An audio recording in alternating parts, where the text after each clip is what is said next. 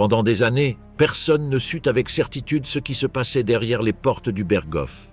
Les relations les plus secrètes du Troisième Reich furent soigneusement dissimulées sous des couches de censure, de propagande et de silence.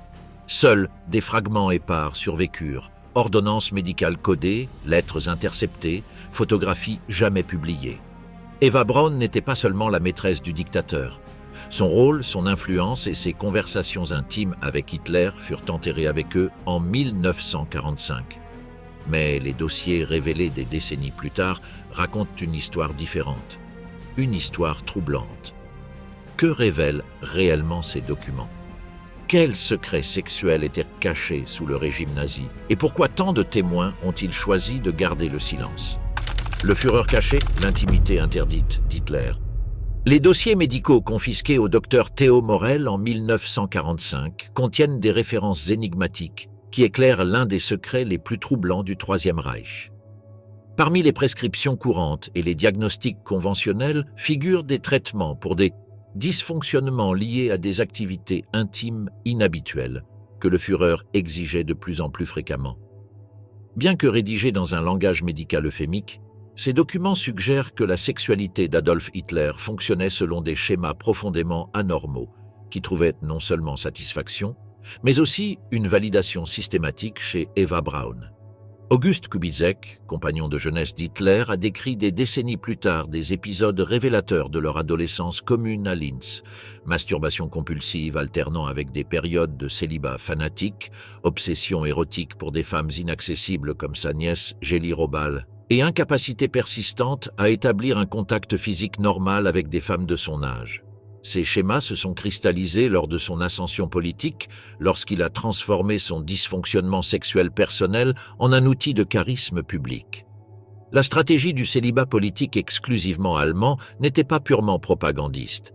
Elle reflétait une sexualité profondément problématique qu'Hitler avait appris à sublimer pour exercer son pouvoir sur les masses. Le déni public de sa vie privée augmenta considérablement son attrait politique, transformant la répression personnelle en force d'attraction collective qui fascina particulièrement les Allemandes qui rêvaient de racheter le dirigeant reclus. Eva Braun représentait l'exemple parfait de cette psychologie dysfonctionnelle. À 17 ans, elle n'avait aucune expérience sexuelle préalable susceptible de susciter des comparaisons défavorables. Son extrême jeunesse satisfaisait les fantasmes de domination absolue qui caractérisaient la sexualité hitlérienne, tandis que son apparente innocence offrait l'écran idéal pour projeter des névroses de plus en plus élaborées. Les premiers mois de leur relation établirent une dynamique qui allait rester inchangée pendant 13 ans. Hitler lui prodiguait une attention sporadique mais intense, créant des cycles d'abandon et de réconciliation qui générèrent chez Eva une dépendance émotionnelle pathologique. Elle réagit par des stratégies de séduction de plus en plus désespérées, allant jusqu'à des tentatives de suicide que Hitler interpréta non pas comme une inquiétude, mais comme une confirmation de son irrésistibilité. Heinrich Hoffmann déclara lors d'interrogatoires en 1946 qu'Eva avait découvert des aspects profondément troublants des préférences sexuelles d'Hitler, qui l'avaient profondément traumatisée. Bien qu'Hoffmann ait refusé de donner plus de détails, ces allusions indirectes concordent avec les témoignages de prostituées munichoises qui décrivaient les comportements sexuels d'Hitler centrés sur l'humiliation, la douleur et des fantasmes de contrôle absolu exigeant des partenaires prêts à s'auto-anéantir émotionnellement. L'analyse psychiatrique commandée par l'OSS au Dr Walter Langer comportait des spéculations fondées sur des témoignages concernant des pratiques sexuelles intégrant des éléments sadomasochistes, des fantasmes de viol consentis et une obsession pour les fluides corporels qu'Hitler associait à la purification raciale. Ces activités nécessitaient un partenaire sexuel spécifique, jeune, soumis, disposé à jouer des rôles dégradants et entièrement dépendant de son approbation. Eva a développé ce que les psychologues contemporains appelleraient un syndrome traumatique complexe, résultant d'abus sexuels systématiques. Ces journaux intimes fragmentaires décrivent des « jeux spéciaux » auxquels elle devait se livrer pour maintenir l'intérêt d'Hitler, des performances qui la laissaient physiquement et émotionnellement dévastée, et des périodes de convalescence nécessitant l'administration de médicaments par Morell pour traiter des blessures inexplicables médicalement sans en révéler les causes. L'agencement architectural de leurs espaces privés avait été spécialement conçu pour faciliter ces activités. Outre des chambres séparées, il y avait une salle de projection spéciale, équipée de miroirs mobiles, d'un éclairage réglable, d'un mobilier spécifique et d'appareils que les inventaires classent de manière critique comme équipement spécialisé pour le divertissement privé. Cette pièce ne figure sur aucun plan officiel du Berghof. Les surnoms qu'Hitler utilisait pour Eva servaient de code pour les différents rôles sexuels qu'elle était censée jouer selon son humeur. Asi déclenchait des comportements infantiles qui satisfaisaient des fantasmes de corruption de l'innocence. Schatzi indiquait des séances de domination physique, incluant des éléments de punition et de récompense. Chaperle indiquait des activités nécessitant des costumes spécifiques et la mise en scène de scénarios de viol simulés. Gertrude Weisker a observé lors de ses visites qu'Eva adoptait des personnalités radicalement différentes selon les besoins du moment. Elle pouvait instantanément passer d'une femme adulte sophistiquée à une enfant vulnérable, d'une hôtesse élégante à une esclave sexuelle, d'une compagne intellectuelle à un objet de gratification physique. Ces métamorphoses n'étaient pas des performances superficielles, mais de profondes dissociations psychologiques révélant un traumatisme identitaire structurel. Albert Speer a fourni le témoignage le plus explicite sur son intimité lors d'un entretien privé en 1971. Il avait été témoin par hasard d'une scène nocturne qu'il avait qualifiée de profondément troublante et qui expliquait la personnalité politique d'Hitler mieux que toute analyse idéologique. Bien qu'il ait refusé de détailler ce qu'il avait observé, il a déclaré qu'il s'agissait de violences physiques et de dégradations psychologiques qu'Eva semblait accepter comme normales. La correspondance entre Eva et son gynécologue munichois fait état de traitements réguliers pour traumatismes physiques incompatibles avec une activité sexuelle conventionnelle. Les descriptions médicales, bien que codifiées en termes cliniques, évoquent des blessures internes, des ecchymoses inexpliquées et des infections récurrentes nécessitant un traitement antibiotique alors considéré comme expérimental. Ces traitements furent intensifiés après de longues périodes de cohabitation avec Hitler. Les schémas de séparation temporelle entre les deux étaient directement corrélés à la gravité du traumatisme physique et psychologique subi par Eva. Les longues périodes d'éloignement coïncidaient avec des hospitalisations discrètes pour traiter ce que les dossiers décrivent comme des complications liées à des activités privées. Morel a élaboré des protocoles médicaux spécifiques pour gérer ces urgences domestiques sans générer de documents compromettants.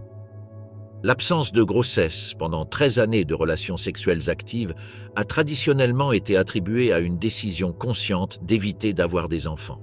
Cependant, les dossiers médicaux indiquent qu'Eva a subi une stérilisation chirurgicale en 1934 après de graves complications résultant d'un traumatisme interne.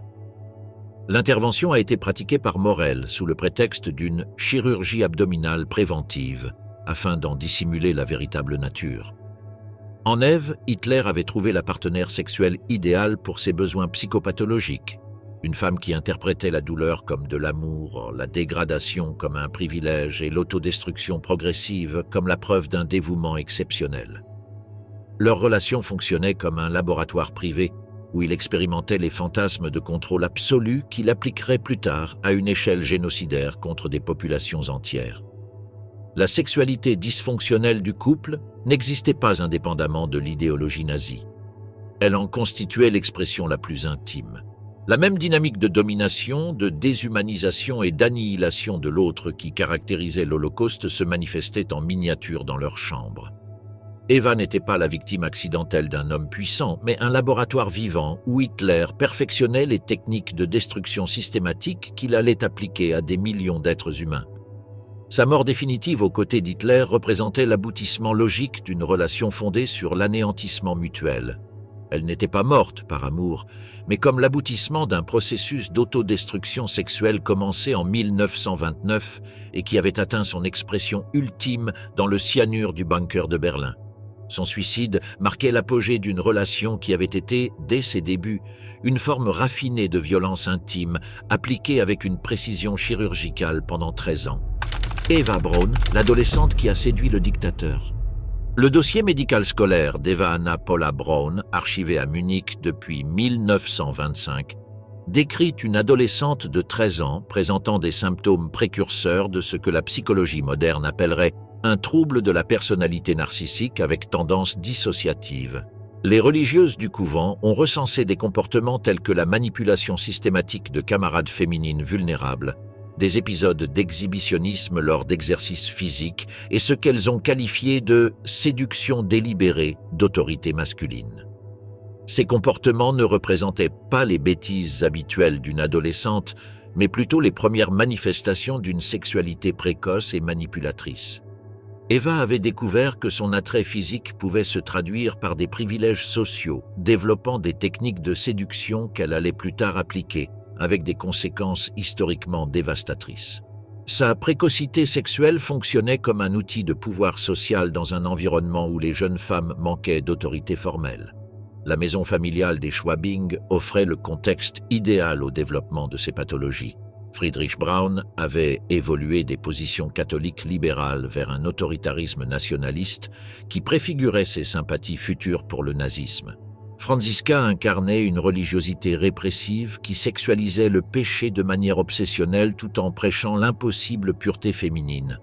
Cette combinaison d'autorité patriarcale et de répression maternelle créa chez Eva une personnalité fragmentée entre transgression rebelle et besoin compulsif d'approbation morale.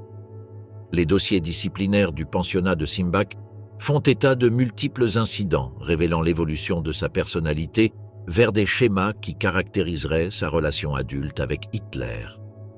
La mère supérieure a noté des épisodes de masturbation compulsive nécessitant une intervention médicale, l'organisation de jeux sexuels nocturnes entre camarades et des comportements que les religieuses ont décrits comme des simulations d'actes conjugaux alliant domination et soumission. La correspondance privée d'Eva durant ces années, découverte en 1987, révèle des fantasmes élaborés concernant des hommes d'autorité, notamment des professeurs, des prêtres et des personnalités politiques. Ces fantasmes incorporaient des éléments de coercition, de châtiment corporel et de soumission totale, anticipant la dynamique de sa future relation avec Hitler. Il ne s'agissait pas de fantasmes romantiques d'adolescente, mais d'élaboration sophistiquée de subordination érotique volontaire. L'éducation sexuelle catholique de son époque enseignait que la sexualité féminine existait uniquement pour le service et la procréation des hommes, que le plaisir sexuel constituait un péché mortel et que l'épanouissement féminin s'obtenait exclusivement par le sacrifice conjugal. Cependant, Ève développa des interprétations perverses de ces préceptes, transformant l'abnégation en source de pouvoir psychologique sur ses partenaires masculins. Son départ du pensionnat en 1929 coïncida avec la crise économique qui ravageait l'Allemagne. Eva se retrouva confrontée aux choix limités, typiques des jeunes femmes de sa classe sociale, mariage immédiat, emploi temporaire ou quête désespérée d'indépendance financière. Son choix du studio de photographie d'Hoffmann n'était pas fortuit, mais le fruit d'une analyse stratégique des secteurs où la beauté féminine pouvait constituer un atout professionnel décisif. Heinrich Hoffmann était plus qu'un simple employeur. Il devint un mentor spécialisé dans l'identification et l'exploitation des vulnérabilités psychologiques des hommes de pouvoir. Sous sa tutelle, Eva apprit des techniques sophistiquées pour analyser les personnalités masculines, identifier des fantasmes sexuels spécifiques et s'adapter aux exigences de clients politiques particuliers. Hoffmann dirigeait essentiellement un service d'escorte intellectuelle pour l'élite nazie. La première rencontre entre Eva et Hitler avait été méticuleusement orchestrée par Hoffmann, qui avait étudié les préférences sexuelles du futur Führer au fil de ses années de collaboration professionnelle. Hitler manifestait une attirance particulière pour les très jeunes femmes, apparemment innocentes mais sexuellement disponibles, totalement dépendantes financièrement et prêtes à jouer des rôles d'extrême soumission sans se poser de questions morales. Eva correspondait parfaitement à ce profil, mais elle y ajoutait des éléments uniques qui la distinguaient des candidates précédentes. Elle possédait une intelligence sophistiquée et manipulatrice dissimulée sous un vernis de frivolité, une capacité de transformation psychologique lui permettant d'adopter des personnalités à la demande et une ambition personnelle qui la motivait à déployer des efforts extraordinaires pour gagner et conserver l'attention d'Hitler. Les mois qui suivirent leur première rencontre révélèrent le caractère systématique de la campagne de séduction d'Eva. Ces journaux intimes de 1930, rédigés en code simple, révèlent une analyse détaillée des réactions émotionnelles d'Hitler, l'expérimentation de différentes stratégies d'approche et des ajustements comportementaux calculés en fonction des résultats. Il ne s'agissait pas d'une histoire d'amour spontané, mais d'une opération de conquête soigneusement planifiée. Sa transformation physique durant cette période répondait également à des objectifs précis. Elle modifia sa garde-robe pour souligner son extrême jeunesse, adopta des coiffures qui la rajeunissaient et développa une gestuelle et un langage destinés à éveiller chez Hitler des instincts protecteurs et possessifs. Cette métamorphose ne fut pas une évolution naturelle, mais le fruit d'une étude minutieuse des préférences psychologiques de sa cible. Les premiers cadeaux échangés révèlent la nature troublante de leur attirance mutuelle. Hitler n'offrait pas de bijoux ni de fleurs conventionnelles, mais plutôt des objets à connotation particulière. Des colliers en cuir pour l'entraînement futur, des ouvrages sur l'obéissance canine et des photographies d'enfants modèles dans des poses suggestives. Ces cadeaux donnaient le ton d'une relation fondée sur une dynamique d'éducation sexuelle progressive. La première invitation d'Eva au cercle nazi coïncida avec une grave crise psychologique que traversait Hitler en 1931. Goebbels nota dans son journal que le futur Führer souffrait de « difficultés intimes » qui le maintenaient au bord de la dépression nerveuse. La présence d'Eva lui apporta une stabilisation émotionnelle immédiate, confirmant que sa fonction première était thérapeutique, servir d'objet de projection pour des névroses sexuelles spécifiques. La tentative de suicide de 1932 a traditionnellement été interprétée comme un désespoir amoureux, mais les preuves médicales suggèrent des motivations plus complexes. Les blessures auto-infligées témoignaient d'une précision chirurgicale visant à provoquer une hémorragie importante sans mettre sa vie en danger. Il s'agissait d'un acte de manipulation calculé visant à générer un sentiment de culpabilité et de dépendance émotionnelle chez Hitler, une stratégie qui s'est avérée d'une efficacité redoutable. La réaction d'Hitler confirma des aspects fondamentaux de sa psychopathologie sexuelle. Loin de s'alarmer de l'instabilité mentale d'Eva, il interpréta ce geste comme une confirmation de son irrésistibilité. Il déclara à Hoffmann qu'Eva avait fait preuve du dévouement total qu'il attendait de toutes les femmes, créant ainsi un précédent qui culminerait 13 ans plus tard dans le bunker de Berlin. Les changements survenus chez Eva après sa tentative de suicide furent spectaculaires et stratégiques. Elle abandonna toute prétention à l'autonomie personnelle, adopta une soumission totale à Hitler et développa une personnalité que les observateurs qualifièrent de « animal de compagnie ». Joueuse lorsqu'il voulait s'amuser, silencieuse lorsqu'il préférait le calme, disponible sexuellement sans exigences émotionnelles réciproques. Cette transformation n'était pas le résultat d'un traumatisme psychologique, mais d'un calcul stratégique sophistiqué. Eva avait identifié précisément le type de partenaire dont Hitler avait besoin pour assurer sa stabilité psychologique et avait entièrement restructuré sa personnalité pour répondre à ses besoins. Elle n'était pas victime des circonstances, mais l'architecte consciente de sa propre objectification comme stratégie d'ascension sociale. À la fin de l'année 1933, Eva avait achevé sa métamorphose, passant d'assistante photographe ambitieuse à partenaire sexuel idéal pour un dictateur en devenir. Elle avait délibérément sacrifié toute identité individuelle pour devenir le parfait reflet des besoins psychologiques d'Hitler. Sa transformation réussie ferait d'elle la femme la plus puissante du Troisième Reich, même si ce pouvoir s'exerçait exclusivement par la réalisation de fantasmes masculins de plus en plus destructeurs.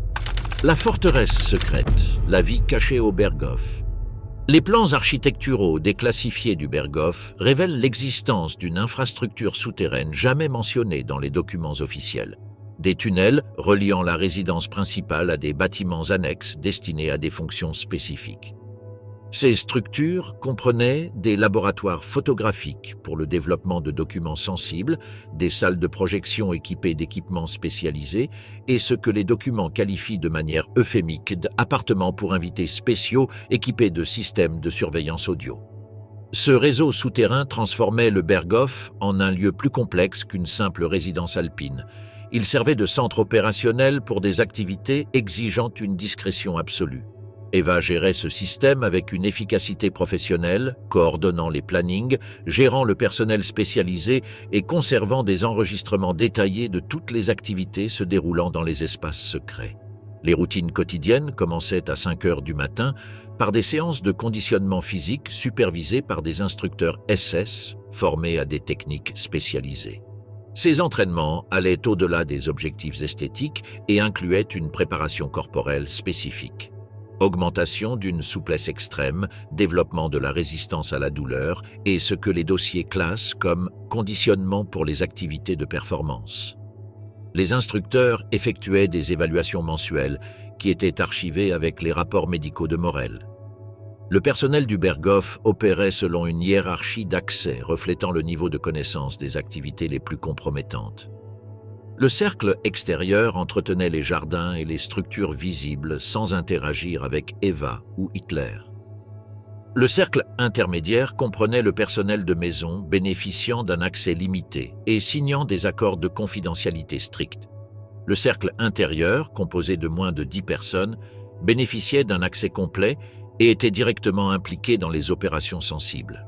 Les membres du cercle restreint ont développé des codes linguistiques pour communiquer sur leurs activités privées sans s'exposer à des interceptions. Le Führer étudie des documents géographiques, indiquait des séances intimes qui ne devaient pas être interrompues. Fräulein Braun choisit sa tenue de cérémonie, indiquait la préparation à des activités sexuelles spécifiques nécessitant des articles spécifiques. Visionner des documents éducatifs faisait référence au visionnage de contenus pornographiques spécialisés. Les repas suivaient des protocoles conçus pour optimiser les performances sexuelles d'Eva grâce à des combinaisons alimentaires spécifiques. Tandis qu'Hitler suivait un végétarisme strict pour des raisons de contrôle corporel et de purification personnelle, Eva suivait des menus élaborés par Morel, comprenant des huîtres, de la Baltique, du chocolat aux additifs stimulants et des vins enrichis en extraits de plantes qui augmentaient la libido et l'endurance physique. Les dossiers nutritionnels documentent méticuleusement les effets de différentes combinaisons alimentaires sur l'humeur et la préparation d'Eva.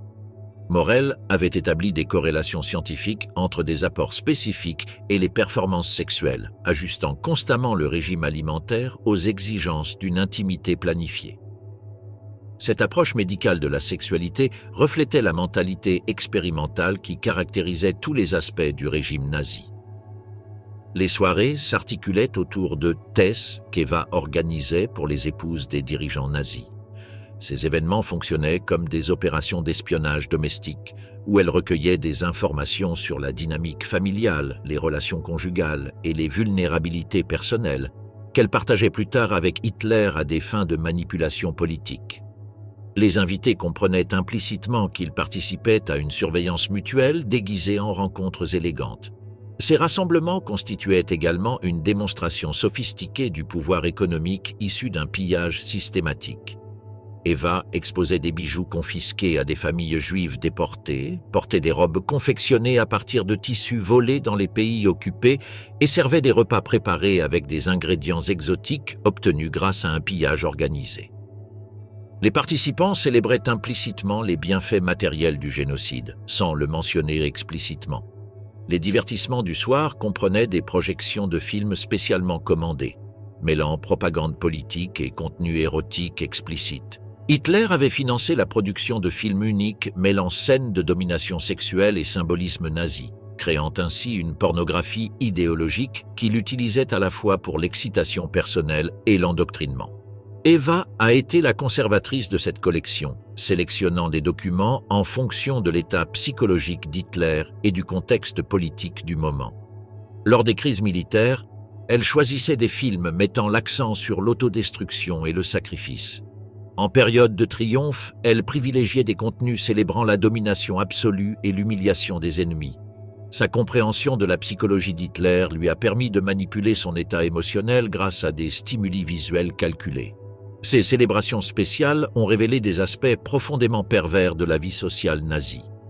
Eva a organisé des événements thématiques comprenant des représentations théâtrales mettant en scène des domestiques reconstituant des scènes de torture de prisonniers, des simulations d'exécution avec effets spéciaux et des parodies sexualisées de dirigeants ennemis, culminant en actes de violence symbolique. Ces spectacles ont contribué à normaliser progressivement une brutalité extrême. Les cadeaux qu'Eva recevait lors de ces célébrations provenaient systématiquement de confiscations effectuées lors des déportations juives. Chaque objet comportait une histoire documentée de souffrances familiales qu'Eva étudiait méticuleusement, non par remords, mais par fascination morbide. Elle souhaitait connaître les circonstances précises du vol, car cela augmentait son plaisir à utiliser les objets volés. Les exercices du soir combinaient conditionnement physique et entraînement à des techniques spécialisées, notamment les arts martiaux orientaux axés sur le contrôle de la douleur, la danse interprétative utilisant la symbolique nazie pour exprimer la soumission érotique et le yoga adapté pour accroître une souplesse sexuelle extrême. Ces séances étaient supervisées par des spécialistes qui rendaient compte directement à Himmler des progrès d'Eva. Les promenades quotidiennes sur les sentiers alpins servaient de moyen de communication secret entre Hitler et Eva. Lors de ces excursions, il lui fournissait des informations confidentielles sur les opérations militaires, les plans d'extermination et les décisions politiques qu'elle intégrait plus tard à son planning familial. Le paysage alpin offrait une intimité absolue pour des discussions qui ne pouvaient avoir lieu dans des espaces potentiellement surveillés. Eva tenait des registres codés reliant les humeurs d'Hitler à des événements politiques et militaires précis. Elle avait identifié des schémas qui lui permettaient d'anticiper ses besoins sexuels en fonction de l'évolution des opérations de guerre. Lorsque les nouvelles du front de l'Est étaient dévastatrices, elle savait qu'Hitler aurait besoin de séances intimes mettant l'accent sur le contrôle et la domination extrême pour compenser ses frustrations militaires. Les hivers intensifiaient la dynamique psychologique en raison de l'isolement forcé qui concentrait toutes les tensions du groupe dans des espaces confinés. Eva organisait des festivals intimes qui duraient plusieurs jours et comprenaient des compétitions sexuelles entre membres du personnel, des expositions de matériel confisqué dans les territoires occupés et des rituels d'initiation pour les visiteurs, ce qui les compromettait moralement et les transformait en complices silencieux. Les invités étrangers étaient soumis à des protocoles d'intégration progressive conçus par Eva, commençant par des dîners apparemment ordinaires, puis s'ouvrant à des conversations, des spectacles et des activités de plus en plus compromettants. Diplomates, hommes d'affaires et artistes se retrouvèrent peu à peu impliqués dans des situations qui les transformèrent en collaborateurs involontaires du régime. La bibliothèque personnelle d'Eva contenait plus de 200 volumes sur la psychologie sexuelle, les techniques de domination, l'histoire de la torture et la littérature érotique, qu'elle utilisa comme matériel de recherche pour affiner sa compréhension des besoins psychologiques d'Hitler. Ces études lui permirent de développer constamment de nouvelles façons de satisfaire des fantasmes de plus en plus élaborés et destructeurs. Durant les dernières années de la guerre, Hitler étant fréquemment absent du quartier général, Eva exerça une autorité quasi absolue sur un microcosme alliant luxe décadent et préparation aux catastrophes. Ses décisions concernant la routine quotidienne, les loisirs et les relations sociales reflétaient une mentalité qui avait pleinement intériorisé la logique totalitaire appliquée à l'administration intérieure, créant ainsi un modèle réduit de l'État nazi parfait. Propagande intime, les archives visuelles d'Eva Braun. Les dossiers techniques confisqués au Berghof révèlent qu'Eva Braun possédait à l'époque un équipement cinématographique évalué à plus de 100 000 marks. Des caméras Leica spécialisées dans les tournages clandestins, des systèmes d'éclairage professionnels permettant des enregistrements nocturnes sans être détectés, des laboratoires chimiques pour le développement immédiat et des systèmes de montage rivalisant avec ceux des studios commerciaux berlinois. Cet investissement technologique témoigne de l'existence d'un projet de documentation systématique qui transcendait le divertissement amateur. L'analyse technique des experts du Smithsonian a permis d'identifier des techniques de tournage exigeant une formation professionnelle poussée, l'utilisation de perspectives cinématographiques complexes, une manipulation sophistiquée de la lumière naturelle pour créer des effets dramatiques spécifiques et des techniques de montage narratif démontrant une compréhension approfondie de la psychologie visuelle. Eva avait acquis ces compétences grâce à une formation spécialisée qui ne figure pas dans les archives officielles. Heinrich Hoffmann dirigeait une académie secrète de propagande visuelle à Munich, où il formait du personnel spécialisé dans la manipulation d'images à des fins politiques. Des documents de cette institution, découverts en 1963, mentionnent Eva comme étudiante spéciale entre 1930 et 1932. Son cursus comprenait des cours sur la psychologie des masses, la construction de récits alternatifs et les techniques d'humanisation des figures d'autorité par la documentation nationale. Les enregistrements d'Eva opéraient à plusieurs niveaux de sophistication propagandiste simultanée. Ces films, apparemment spontanés, suivaient des scénarios méticuleusement planifiés pour véhiculer des messages précis sur la nature bienveillante du pouvoir nazi. Lorsqu'elle filmait Hitler nourrissant des animaux, elle construisait délibérément l'image d'un dirigeant compatissant. Lorsqu'elle filmait des fêtes familiales, elle créait la preuve visuelle d'un régime prospère et humanisé. Les grandes lignes de ces séances ont été reconstituées grâce aux notes marginales des journaux d'Eva qui révèlent une planification minutieuse, objectifs narratifs précis, éléments visuels requis, messages émotionnels à communiquer et calendrier de production coordonnant la disponibilité d'Hitler avec des conditions d'éclairage optimales. Chaque enregistrement était une opération professionnelle déguisée en activité amateur. La distribution commerciale de ces documents générait des revenus substantiels qui finançaient le train de vie d'Eva, indépendamment des subventions officielles du Reich. Hoffmann vendait des photographies sélectionnées à des publications internationales pour des sommes équivalentes à des salaires annuels complets, établissant ainsi un réseau commercial qui transformait l'intimité privée en un produit de propagande extrêmement lucratif. Les techniques de montage employées témoignent d'une maîtrise approfondie de la narration cinématographique. Eva a utilisé le montage pour créer des associations émotionnelles spécifiques. Elle a alterné des images d'Hitler dans des paysages sublimes avec des plans d'enfants souriants, entrecoupés des scènes d'abondance domestique avec des symboles du destin historique de l'Allemagne et juxtaposé des moments de tranquillité personnelle avec des références subtiles au pouvoir politique absolu. Ces archives comprennent des documents classifiés documentant des aspects criminels du régime, jamais destinés à être diffusés publiquement. Eva a filmé des réunions où les politiques d'extermination étaient ouvertement discutées, des célébrations au cours desquelles des trophées volés aux victimes juives étaient exposés, et des répétitions privées où Hitler répétait ses discours tout en regardant des photographies de camps de concentration pour mesurer l'impact émotionnel de ses paroles. Ces enregistrements privés apportent la preuve irréfutable qu'Eva possédait une connaissance précise et directe des crimes du régime. Ces films capturent des conversations explicites sur les opérations spéciales orientales, la planification de la solution finale et des discussions sur les méthodes de nettoyage ethnique, témoignant d'une participation consciente à la documentation du génocide. Les analyses en laboratoire ont révélé de multiples manipulations chimiques dans ces films. Eva a utilisé l'altération chromatique pour intensifier les couleurs associées à des émotions spécifiques. Elle a accentué les bleus lors de scènes de sérénité domestique, saturé les rouges lors des moments de ferveur politique et manipulé les verts pour créer des associations avec la tradition allemande ancestrale. Ces techniques exigeaient une connaissance approfondie de la chimie photographique. L'équipement spécialisé découvert dans les laboratoires souterrains du Berghof comprenait des dispositifs d'effets spéciaux permettant de créer des images impossibles grâce à de multiples surexpositions.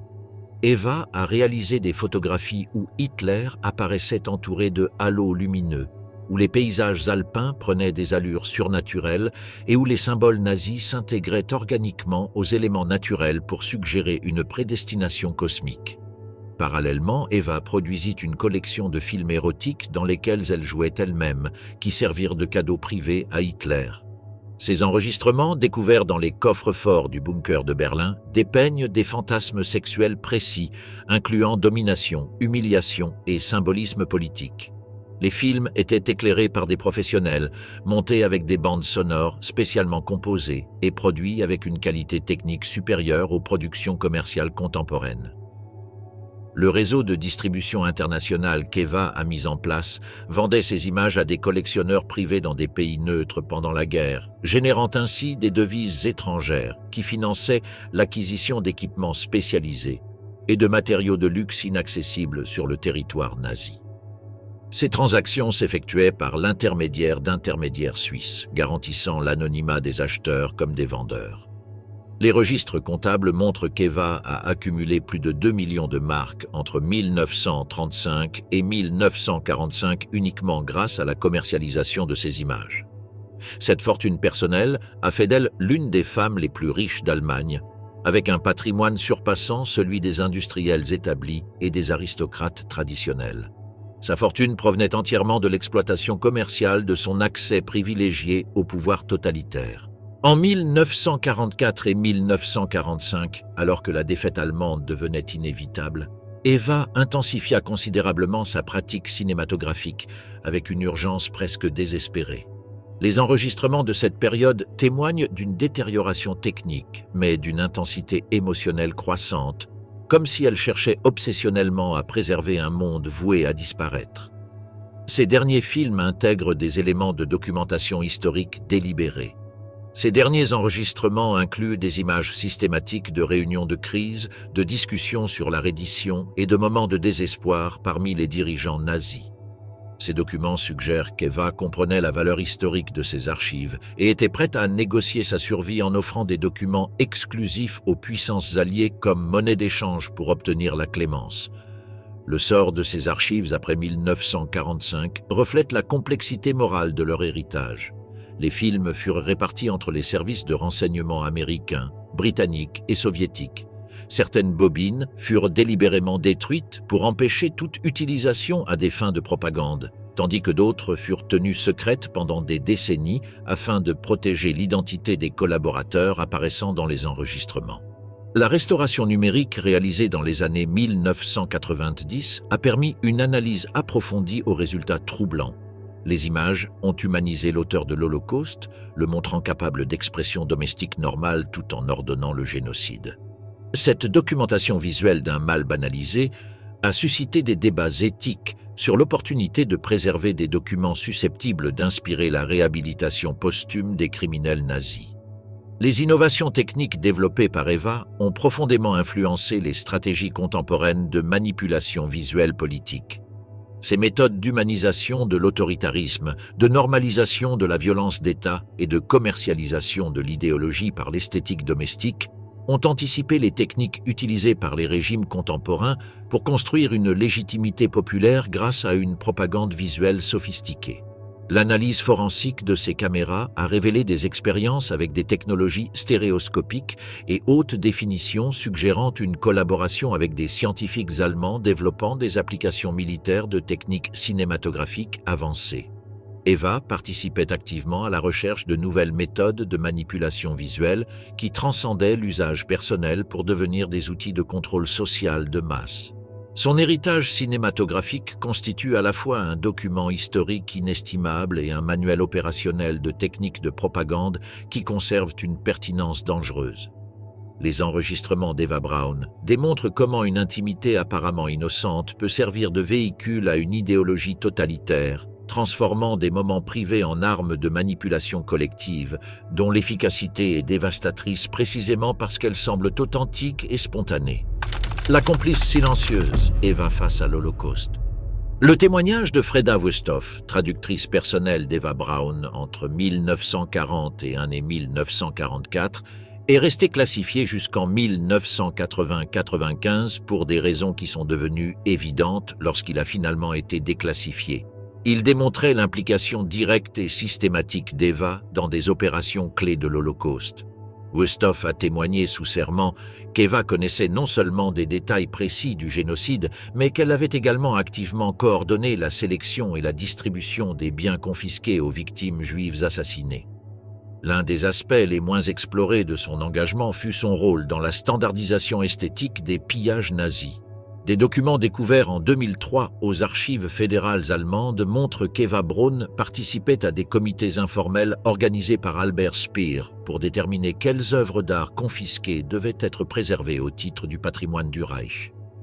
Bien qu'elle n'occupât aucun poste officiel, sa voix était entendue lors de réunions privées tenues au Berghof, où était évoquée la pureté germanique des objets culturels provenant des musées juifs, des synagogues et des collections familiales. Des notes manuscrites d'Eva ont également été retrouvées dans des catalogues d'œuvres d'art confisquées, envoyés ultérieurement à Linz pour le futur musée du Führer. Ces notes comprenaient des descriptions personnelles de la pertinence symbolique de certaines œuvres, suggérant, par exemple, que les portraits de femmes juives ne devraient pas être exposés en public, mais devraient être conservés pour l'analyse de la dégénérescence artistique. Son langage était délibérément clinique, témoignant d'une profonde intériorisation idéologique au-delà d'une simple complicité matérielle. Une enquête menée en 2011 par le Musée juif de Vienne a révélé que plusieurs objets personnels d'Eva Braun, dont des porcelaines et des tapisseries, avaient été acquis lors de ventes aux enchères privées organisées par la Gestapo à Prague et à Budapest. Ces ventes s'inscrivaient dans le système de redistribution des biens juifs, où des acheteurs comme Braun, des épouses d'officiers et des responsables du NSDAP pouvaient acquérir des objets de valeur à des prix symboliques. L'utilisation de pseudonymes et de représentants légaux permettait de blanchir ces acquisitions, dissimulant ainsi l'origine criminelle des biens. Cette implication s'effectuait par le biais d'une correspondance régulière avec les commandants des camps d'extermination qui utilisaient des codes simples pour coordonner l'envoi d'objets de valeur à leur domicile. Les lettres, décryptées par des chercheurs dans les années 1960, comportaient des demandes spécifiques: instruments de musique de familles intellectuelles de Vienne, bijoux de jeunes couples d'Amsterdam, bibliothèque complète de professeurs d'université de Cracovie. Eva tenait des catalogues illustrés des biens confisqués, classés selon des critères tels que l'origine géographique, la valeur monétaire et les biographies détaillées des propriétaires d'origine. Ces inventaires intégraient des photographies de familles déportées, ainsi que des listes exhaustives de leurs biens, créant ainsi des galeries macabres où Eva sélectionnait des trophées précis tout en étudiant les visages de ses victimes. Les registres comptables de ces résidences attestent des paiements réguliers du département des confiscations du Reich pour ses services de consultante spécialisée en évaluation culturelle. Son expertise reposait sur une connaissance approfondie de l'art, des antiquités et des objets de luxe acquise au fil de ses années de vie auprès de dirigeants nazis cultivés.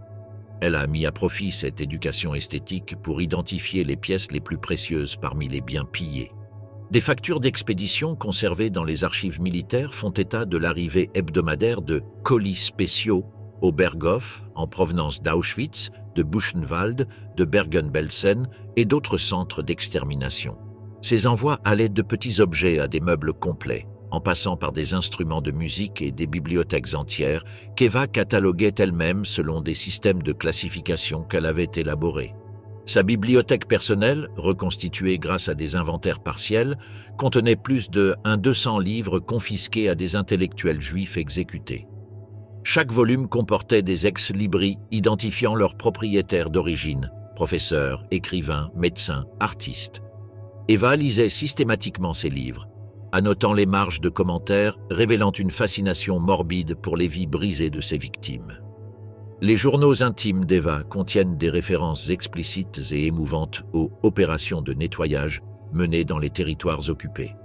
Dans une note datée du 15 juillet 1942, elle écrit « 5 cartons sont arrivés de Pologne. Parmi eux se trouve un magnifique violon d'un concertiste de Varsovie.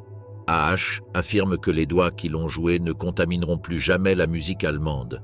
Cet instrument a désormais une vocation plus noble. » La correspondance familiale entre Eva et sa mère relate des discussions détaillées sur la redistribution des biens juifs, dont bénéficiait toute la famille Braun. Franziska les remercia pour des cadeaux précis et demanda des articles supplémentaires pour ses amis, démontrant ainsi que la connaissance du génocide et la participation à ses bienfaits s'étendaient systématiquement à l'ensemble du cercle familial. Les témoignages d'employés de maison décrivaient des routines quotidiennes, notamment le tri et l'exposition cérémonielle de trophées historiques. Eva organisait des soirées de catalogage où des invités triés sur le volet examinaient les objets récemment confisqués, discutaient des histoires probables de propriétaires assassinés et célébraient explicitement l'élimination des éléments indésirables qui avaient possédé ces trésors. Hermann Fegelein, le beau-frère d'Eva, a fourni des informations détaillées sur son implication dans les décisions opérationnelles lors des interrogatoires alliés en 1945. Selon Fegelein, Eva assistait régulièrement aux réunions de planification des opérations spéciales dans les territoires occupés, contribuant à l'évaluation de la valeur culturelle et économique de diverses communautés juives ciblées pour l'extermination. Durant les derniers mois de la guerre, Eva intensifia ses efforts pour dissimuler les preuves de son implication criminelle, organisant la destruction systématique de documents, la dispersion d'objets compromettants et l'élimination de témoins susceptibles de l'incriminer. Cette campagne de dissimulation témoigne d'une conscience claire de la nature criminelle de ses activités et de l'anticipation d'une enquête ultérieure. Les instructions qu'il donna à ses proches incluait des versions falsifiées de sa biographie qui omettaient totalement toute information sur l'Holocauste. Il avait préparé un récit alternatif qui le présentait comme une victime innocente des circonstances, ignorant les crimes du régime et se consacrant exclusivement à des activités culturelles bénévoles. Cette stratégie de déni influença l'historiographie du début du Troisième Reich pendant des décennies. Des documents déclassifiés dans les années 1990 ont révélé l'existence de comptes bancaires secrets dans des pays neutres où Eva déposait les profits tirés de pillages systématiques. Ces comptes, gérés par des intermédiaires suisses, contenaient des sommes équivalent à des millions de dollars contemporains obtenus directement grâce au génocide organisé. Eva Braun n'était pas une complice marginale de l'Holocauste, mais une actrice centrale dont la responsabilité transcendait la collaboration passive pour atteindre des niveaux de culpabilité directe.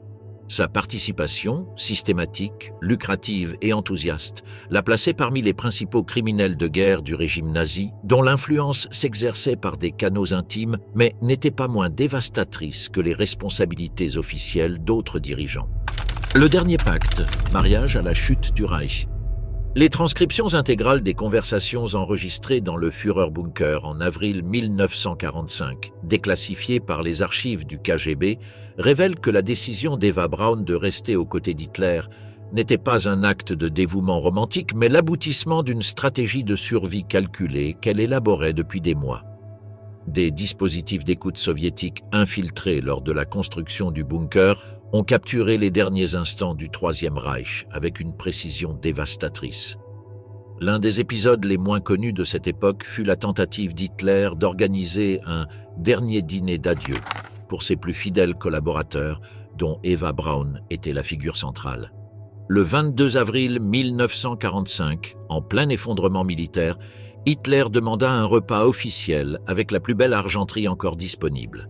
Eva était chargée de choisir le menu, purée de pommes de terre, asperges, biscuits et vin rouge, et insista pour porter une robe bleu foncé qu'elle avait réservée pour son anniversaire.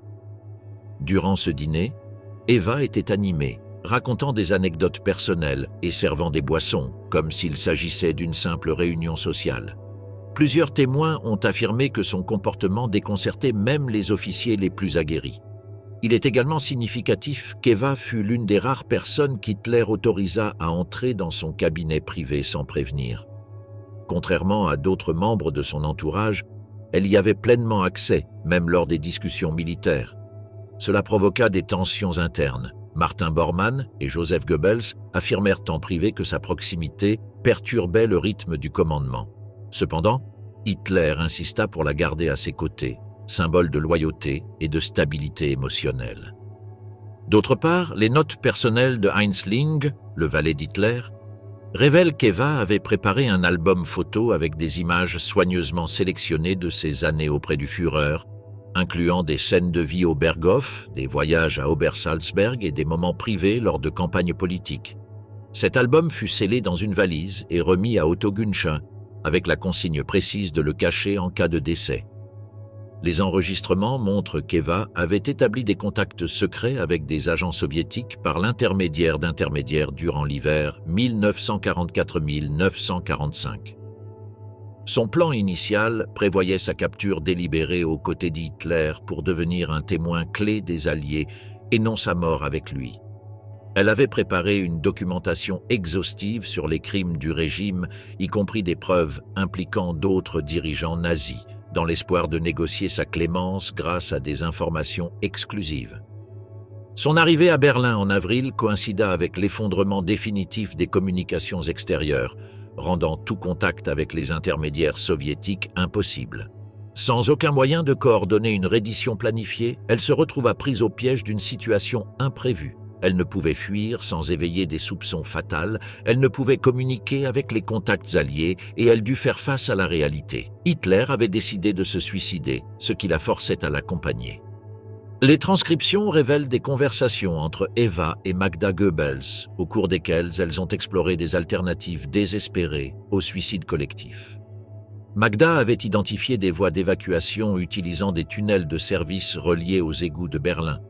Cependant, Eva a rejeté ces options, consciente que sa valeur de témoin historique dépendait de sa capacité à documenter jusqu'au bout les derniers instants d'Hitler.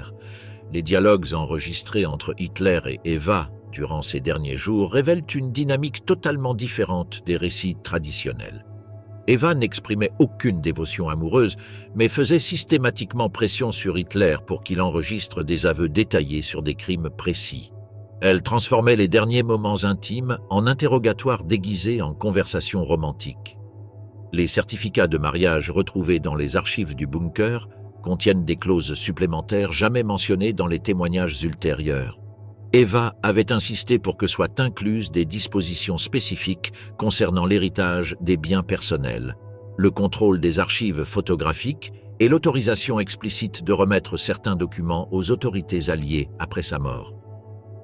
La cérémonie de mariage a été filmée en secret par Eva grâce à une caméra cachée installée quelques jours auparavant dans la salle où elle se déroulait. Cet enregistrement, découvert en 1967, montre qu'Eva a conservé un calme professionnel tout au long de la cérémonie, tout en documentant systématiquement chaque instant pour référence historique ultérieure, prouvant que même son mariage était une opération de renseignement. Des témoins ont décrit comment Eva a passé des heures après son mariage à rédiger un testament bien plus complet que le simple document traditionnellement cité. Cette version exhaustive comprenait des aveux détaillés de sa participation à des crimes de guerre, des inventaires exhaustifs des biens pillés et des accusations précises contre les dirigeants nazis qu'elle avait observés au cours de ses années de fréquentation. Les transcriptions finales montrent qu'Hitler avait découvert les contacts d'Eva avec des agents soviétiques et l'avait confrontée à propos de sa prétendue trahison. Eva répondit que sa loyauté avait toujours été à la préservation de l'histoire et non à la protection de sa réputation personnelle, et que documenter la vérité sur le régime était plus important que protéger l'héritage d'un dirigeant.